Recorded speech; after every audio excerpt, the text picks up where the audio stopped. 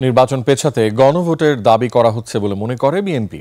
দলটির নেতারা বলছেন, গণভোট ও পিআরের দাবিতে জাতিকে বিভক্ত করা হচ্ছে, তা মোকাবেলায় নির্বাচনী চ্যালেঞ্জ।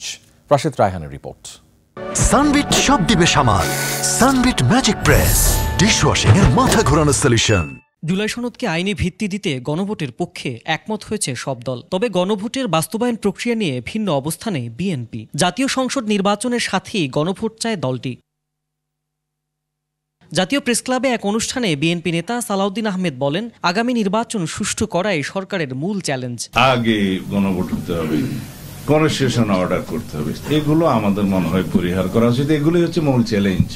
নির্বাচনটা চ্যালেঞ্জ না।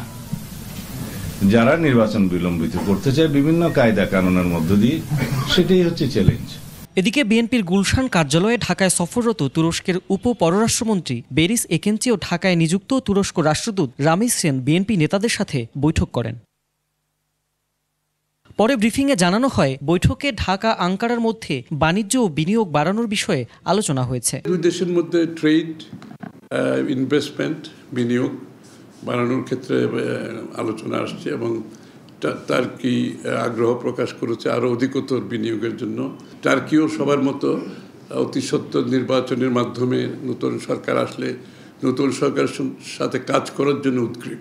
টার্কিশ গভর্নমেন্ট বাংলাদেশের সাথে ডিফেন্স সেক্টরে যে কোঅপারেশনটা আছে সেটা উপলব্ধ থাকবে এবং তারা একটা জয়েন্ট ডিফেন্স ইন্ডাস্ট্রি সেট আপের জন্য বাংলাদেশ সরকারের সাথে আলাপ আলোচনায় আছে।